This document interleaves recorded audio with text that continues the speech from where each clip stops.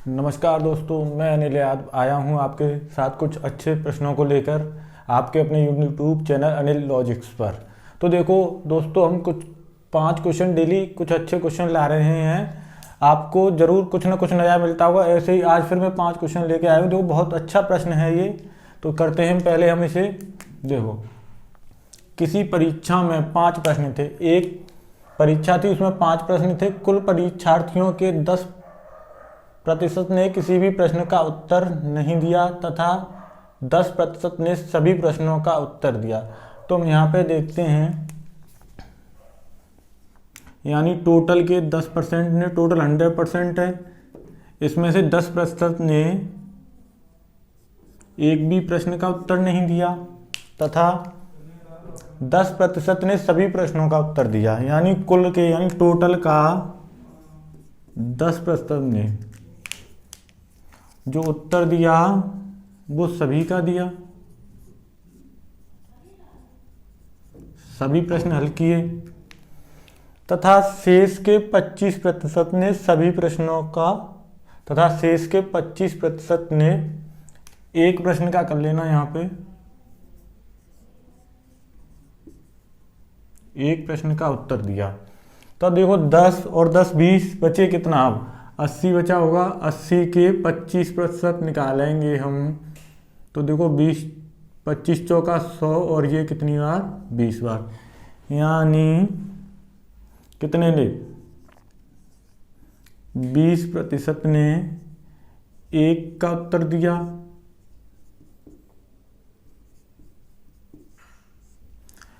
फिर कह रहा है तथा 30% ने 2 प्रश्नों का उत्तर दिया। तो देखो यहाँ पे शेष शब्द इस जहाँ से चला था, उसके बाद उसने कोई भाषा चेंज नहीं की, फिर डायरेक्ट कह दिया 30% ने। तो हमें यहाँ पे शेष का, यानी 80 का 30% निकालना है। तो देखो 80 का 30%, तो वो टोटल का कितना, 24% हो जाएगा। तो देखो 24% ने कितने का उत्तर दिया, 2 का उत्तर दिया। फिर कह रहा है तथा कुल, देखो अब यहाँ पे लैंग्वेज उसने चेंज की, हमें डायरेक्टली बताया, तथा कुल विद्यार्थियों के 30% ने 3 प्रश्नों के उत्तर दिए। यानी टोटल का कितना, यहाँ पे सब बात टोटल में चलती आ रही है। तो देखो 30 ने जो दिया वो कितने के, 3 प्रश्न हल किए। यदि 42 विद्यार्थियों ने 4 प्रश्नों के उत्तर दिए, तो देखो यहाँ पे पूरी बात हो गई, एक भी प्रश्न नहीं, सभी 1 2 3, केवल 4 का ही डाटा बचा। तो इसे हम टोटल कर लेंगे। ये कितना हो जाएगा, देखो 10 और 10 20, 20 और 20 40, 40 और 30 70, 70 और 24 94% ये हो गया। तो जो शेष डाटा बचा 100% में से, जो टोटल हमने 100 माना था, टोटल 100 होता ही 100%। तो देखो जो बचा वो कितना बचा, 6% बचा। और ये 6% कितने विद्यार्थी हैं, कितने स्टूडेंट्स हैं, 42। 1%, 6 सत्ते 42, 7 बार गया 6 से। टोटल कितना है, 100%। 100 का मल्टीप्लाई यहाँ, 100 का यहाँ, तो टोटल कितने निकले, 700। कितने विद्यार्थी होंगे, 700। तो देखो कौन सा सही हो गया ये। अब हम चलते हैं आगे एक और प्रश्न पे।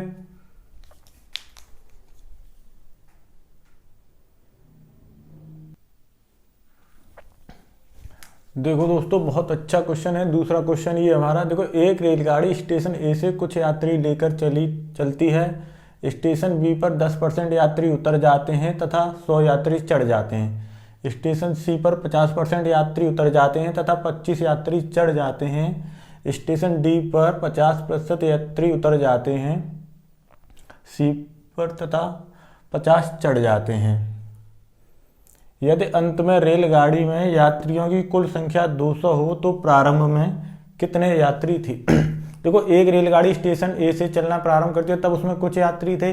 बी पर उसमें 90% रह जाते हैं और 100 यात्री चढ़ जाते हैं। लेकिन अब जितने हो गए बी पर, फिर उसमें से 50% उतर जाते हैं, 25 चढ़ जाते हैं।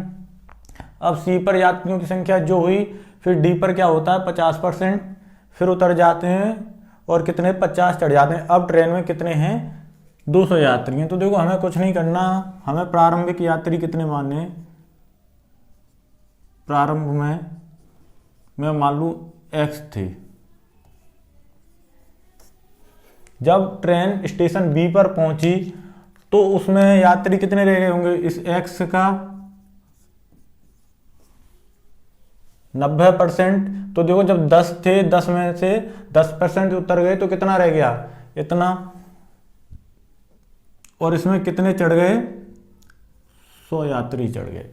अब क्या हुआ? स्टेशन बी पर जैसे ही यह पहुंची, स्टेशन सी पर B की बात तो ये है, तो यात्री केवल 50% रह गए, यानी आधे। 50% उतर गए तो रह कितने गए? 50%। लेकिन इसमें कितने और बढ़ गए? 25 यात्री चढ़ गए। ये स्टेशन सी की पूरी कंडीशन हो गई। अब जैसे ही स्टेशन डी पर पहुंची फिर 50% उतर गए, रह कितने गए? इतने। लेकिन यहाँ पे कितने और चढ़ गए? 50 चढ़ने के बाद अंत में ट्रेन में जो संख्या रह गई वो कितनी रह गई? 200। अब इसे हमें सॉल्व आउट करना है बस। तो देखो ये 50 इधर जाएगा तो कितना बचेगा? 150। और ये 2 चला है गुणा में तो कितना हो जाएगा? 1/2 9x प्लस बट्टे 10 प्लस 100 प्लस 25। ये वाली देखो ये इधर चला जाएगा, 150 बचेगा। और ये 2 उधर गुणा में चला जाएगा, 150 का कितना हो जाएगा? 300। फिर देखो ये इधर माइनस का हो जाएगा 25, 275 बचेगा। और 275 में 2 का गुणा हो जाएगा जाके तो कितना हो जाएगा? 550। यहाँ देखो 9x अपॉन 10, ये इधर जाके 275, 275 का फिर 2 का गुणा हो जाएगा, कितना बचेगा? 550। अब देखो ये 100 इधर जाके माइनस का हो जाएगा, तब 9x अपॉन 10 बराबर ये 100 घट जाएगा तो कितना बचेगा बताओ? 450। 9 से ये 9 पन्ने 45, 1 0 ये, और इसका जाके 10 का यहाँ गुणा हो जाएगा तो x बराबर कितना हो जाएगा? 500। तो प्रारंभ में ट्रेन कितने यात्री लेके चली थी? 500। अब हम चलते हैं एक और अगले प्रश्न पे।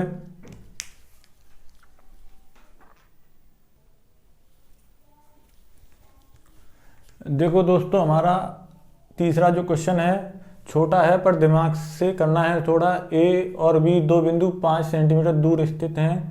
सी ए बी पर एक बिंदु है। ए सी बराबर 3 सेंटीमीटर है। ए सी की लंबाई 6% बढ़ जाती है तो सी की लंबाई में कितने % कमी हो जाएगी? तो देखो एक पॉइंट है ए और दूसरा पॉइंट है बी। इन दोनों के बीच की जो दूरी है वो 5 सेंटीमीटर है।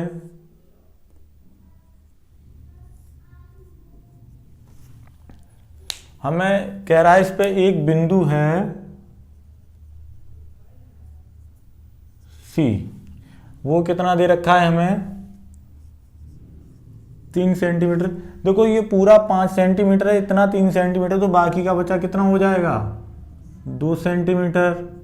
लेकिन हमसे ये कह रहा है कि AC की लंबाई 6% बढ़ जाती है। तो देखो AC है कितना? 3। 6% बढ़ाना है तो देखो कितना बढ़ाना पड़ेगा? 6 या 18, 2 अंक बाद दशमलव। जो जब ये 0.18 बढ़ जाएगा तो ये कितना कम हो जाएगा? 0.18। ये 0.18 ही कम होगा, लेकिन होगा कितने में से?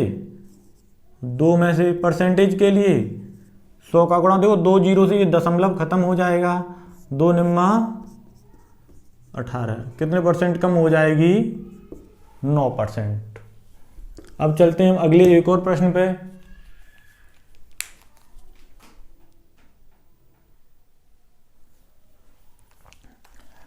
देखो दोस्तों ये छोटा सा प्रश्न है, SSC CHSL में आया हुआ प्रश्न है, अच्छा है। यदि कोई छात्र किसी संख्या को 11/16 के बजाय 17/12 से गुणा करता है तो उत्तर में कितने % की त्रुटि होगी? तो देखो हमें कुछ नहीं करना, इनके जो हर हैं 7/12 और 11/16 का इनका एलसीएम ले लेना है। क्या हो जाएगा? 16 और 12 का एलसीएम 48 हो जाएगा। यही हम क्या मान लेंगे? संख्या मान लेंगे। छात्र को गुणा कितने से करना था? इस संख्या में 11/16 से गुणा करना था, लेकिन उसने कितने से कर दिया? 7/12 से।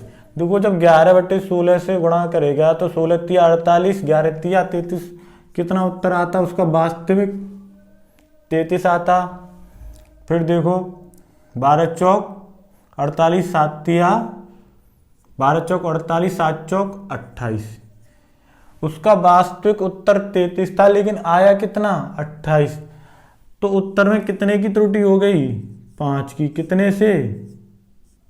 33 से। परसेंटेज के लिए 100 का गुणा।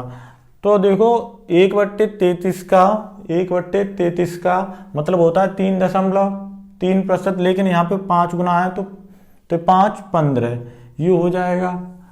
अगर नहीं है तो ऐसे देखो 500/33 हो गया। तो देखो 33 एकम 33, कितने बचे? 17 बचे। 33 पंजा बताओ, 33 पन्ने 165, कितने बचे? 5 बचे। 0 फिर 33 एकम 33, कितने बचे? कितना हो गया? 15.15%। अब हम चलते हैं आगे एक और प्रश्न पे।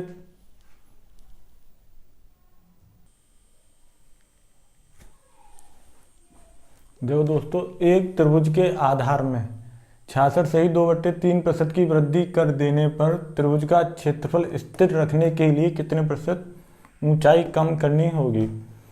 तो देखो त्रिभुज का क्षेत्रफल होता है 1/2 आधार गुणा ऊंचाई। तो देखो जब भी उसके आधार और ऊंचाई में परिवर्तन करेंगे तो ये 1/2 कांस्टेंट होगा, ये तो कट जाएगा। अब जो डिपेंड करेगा दोनों में वो आधार और ऊंचाई पे डिपेंड करेगा, यानी बेस और हाइट। तो देखो इसके जो आधार में कितने परसेंट? 66 सही 2/3%। इसका फ्रिक्शन वैल्यू कितनी होती है? 2/3। यदि उसका बेस पहले 3 था तो बाद में बढ़ा के कितना कर दिया गया? 2 बढ़ जाएगा। 3 से 2 बढ़ेगा तो कितना हो जाएगा? 5। जब हमें क्षेत्रफल समान रखना है तो जिस अनुपात में आधार बढ़ेगा उसके विपरीत अनुपात में, उसी विपरीत अनुपात में ऊंचाई कम हो जाएगी। तो ऊंचाई 5 से कितनी हो जाएगी? 3। तो देखो ऊंचाई में कितने की कमी आई? 2 की। कितने से? 5 से 2/5 की परसेंटेज वैल्यू होती है 40%। अगर निकालनी है तो 100 का गुणा कर दो 5 से, ये 20 बार, कितना हो गया? 40%। देखो क्षेत्रफल पहले भी समान था 15, इनका गुणा करो 15, अब भी समान है। ठीक है, अब हम मिलेंगे आगे नई सीरीज में कुछ अच्छे प्रश्नों के साथ। अगर आपको वीडियो पसंद आई हो तो चैनल को लाइक करें, वीडियो को लाइक करें और चैनल सब्सक्राइब करें। Thank you.